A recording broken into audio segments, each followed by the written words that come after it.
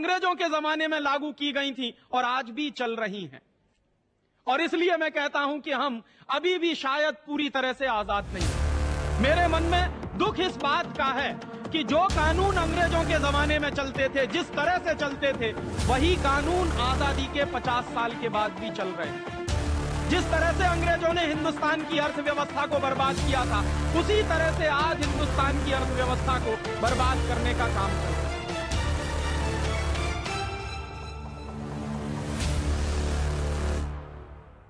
तो लगभग 10वीं 11वीं शताब्दी से इस देश की लूट के इतिहास का एक सिलसिला शुरू होता है। एक तरफ लूट है और दूसरी तरफ भारतीय संस्कृति के विनाश की बात है। तो ये जो पिछले 1000 साल से लूट चल रही है, वो 1492 के पहले एक तरह के लोगों द्वारा चलाई गई और 1492 के बाद यूरोप के लोगों द्वारा चलाई गई। 1492 के पहले जो नॉन क्रिश्चियन जनता थी, जो मुस्लिम लोग थे, उन्होंने हमको लूटा और बर्बाद किया। और 1492 के बाद ये क्रिश्चियन लोग घुस गए, उन्होंने हमको लूटा और बर्बाद किया। सबसे ज्यादा बर्बादी हिंदुस्तान में आई पुर्तगालियों के कारण और अंग्रेजों के कारण। और अंग्रेजों ने जो इस देश को लूटने की एक व्यवस्था शुरू की, दुर्भाग्य से वो व्यवस्था आजादी के 50 साल के बाद भी चल रही है। तो सबसे पहला काम हिंदुस्तान की आर्थिक व्यवस्था को तोड़ना पड़ेगा। हिंदुस्तान में ये जो संपत्ति है, ये जो धन है, इसको लूटना पड़ेगा और हिंदुस्तान को गरीब बनाना पड़ेगा। तो जब हिंदुस्तान गरीब हो जाएगा और जब हिंदुस्तान में भुखमरी आ जाएगी, तो यहां के लोग बहुत आसानी के साथ थोड़े थोड़े पैसे के लिए धर्म परिवर्तन शुरू कर देंगे। तो वो तय कर रहे हैं अंग्रेजों के बड़े बड़े नेता कि पहले हिंदुस्तान को आर्थिक रीति से खलास करना है और जब ये देश आर्थिक रीति से खलास हो जाएगा, उसके बाद इस देश को राजनीतिक रीति से खलास करना है। और फिर राजनीतिक रीति से जब यह देश खलास हो जाएगा, तब इस देश को सांस्कृतिक रीति से खलास करना है। और सांस्कृतिक रीति से जब यह देश खलास हो जाएगा, तब इस देश को बहुत आसानी से ईसाई बनाया जाएगा। तो हिंदुस्तान को आर्थिक रीति से खलास करने के लिए अंग्रेजों ने क्या किया? उन्होंने अपनी तमाम कंपनियां हमारे देश में भेजी। ईस्ट इंडिया कंपनी आई। ईस्ट इंडिया कंपनी जैसी अंग्रेजों की सैकड़ों कंपनियां आई और उन कंपनियों ने क्या किया? हमारे देश में अपना धंधा शुरू किया। तो क्या होता था कि अंग्रेजों की कंपनियों का माल बिकता था और हिंदुस्तान के गांव-गांव में अंग्रेजों का माल बिकने लगा। और जब हिंदुस्तान के गांव-गांव में अंग्रेजों का माल बिकने लगा, तो हमारे देश के लोग अंग्रेजों का माल खरीदने लगे और अंग्रेजों का माल खरीदकर हमारे देश का पैसा लंदन जाने लगा। और जब अंग्रेजों का माल इस देश में बिकना शुरू हो गया, तो उसका एक दूसरा नतीजा और निकला कि धीरे धीरे हिंदुस्तान के सारे कारखाने बंद होते चले गए। एक तरफ तो अंग्रेजों की सरकार ने नियम ऐसे बनाए, कानून ऐसे बनाए कि भारतीय व्यापारी व्यापार ना कर सके और भारतीय उद्योगपति कुछ भी सामान बाजार में बेच ना सके। दूसरी तरफ उन्होंने अंग्रेजों की कंपनियों को हिंदुस्तान की लूट के लिए खुला छोड़ दिया। तो धीरे धीरे हिंदुस्तानी बाजार में अंग्रेजों का माल बिकना शुरू हुआ और अंग्रेजों ने यहां से संपत्ति बटोरना शुरू किया, यहां से धन लेना शुरू किया।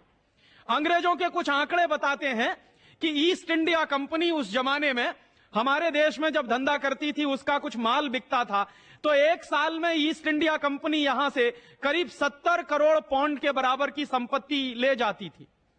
ये 70 करोड़ पाउंड की जो संपत्ति जाती थी उस जमाने में, आज से लगभग 200 साल पहले, ये कितनी होती होगी?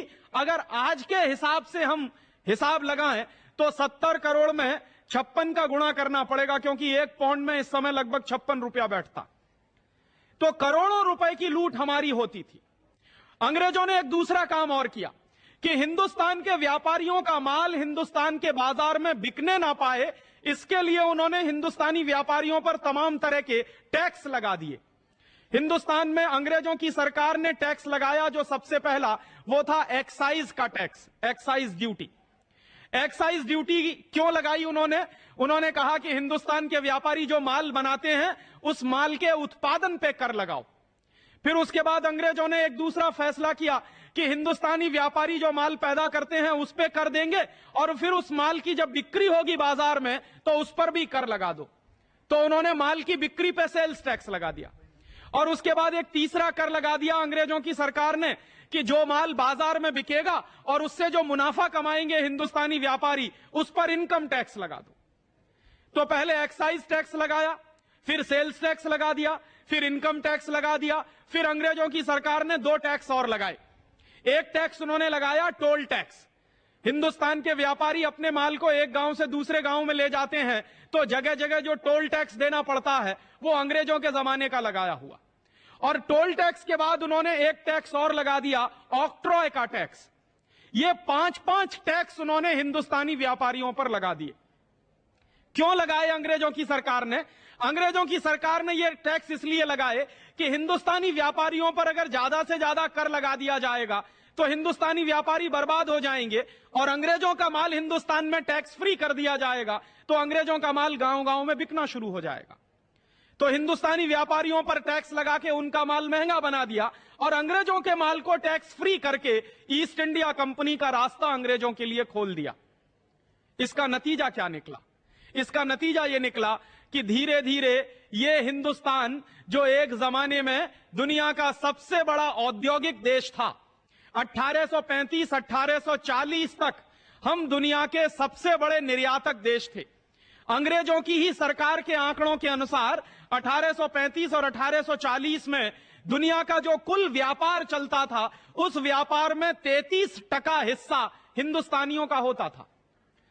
तो एक जमाने में यह सारा देश दुनिया के कुल व्यापार का 1/3 व्यापार करता था। उसके बाद अंग्रेजों की सरकार ने ये जो टैक्स के कानून लगाए उसका नतीजा ये निकला कि दुनिया का सबसे बड़ा व्यापार करने वाला देश दुनिया का सबसे बड़ा भिखारी देश बन गया। दुर्भाग्य हमारा क्या है?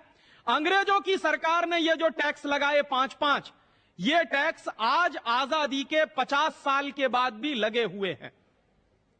और मेरे मन में यही प्रश्न उठता है कि अंग्रेजों की सरकार ने इस देश पर इनकम टैक्स लगाया, अंग्रेजों की सरकार ने व्यापारियों पर एक्साइज की ड्यूटी लगाई, अंग्रेजों की सरकार ने व्यापारियों पर टोल टैक्स और ऑक्ट्रॉय लगाया, तो अंग्रेज तो चले गए 1947 में, तो ये कानून भी चले जाने चाहिए थे टैक्स के। लेकिन दुर्भाग्य से वो टैक्स के सारे कानून आज भी हिंदुस्तानी व्यापारियों पर लगे हुए हैं। जिस तरह से अंग्रेजों के जमाने में हिंदुस्तानी व्यापारियों से टैक्स वसूला जाता था, वैसे ही आजादी के 50 साल के बाद भी यह काम किया जा रहा है। और इसलिए मैं मानता हूं कि अभी शायद आजादी आना बाकी है। और उन टैक्स के कानूनों के कारण जिस तरह हिंदुस्तानी व्यापारी बर्बाद हुए थे, वैसे ही आज हो रहे हैं।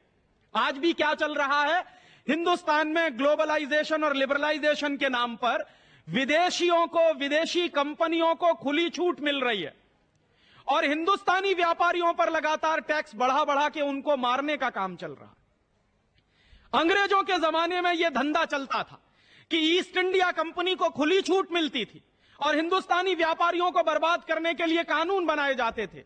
वही काम आज चल रहा है कि इस देश में विदेशी कंपनियों को तो खुली छूट है, वो चाहें तो 10 साल तक टैक्स भी ना दें और हिंदुस्तान सरकार उनको टैक्स फ्री, टैक्स एग्जेम्पशन करती है, लेकिन हिंदुस्तानी व्यापारियों पर लगातार टैक्स लगा लगा के उन कंपनियों का माल हिंदुस्तान के गांव-गांव में बिकवा रही है। और उसके नतीजे क्या निकल रहे हैं? जैसे अंग्रेजों के जमाने में नतीजे निकले थे कि हिंदुस्तानी व्यापार धंधा धीरे धीरे मंदी में फंसा और उसके बाद खलास हो गया, वैसे ही आज हिंदुस्तानी व्यापारियों की हालत ऐसी हो गई है।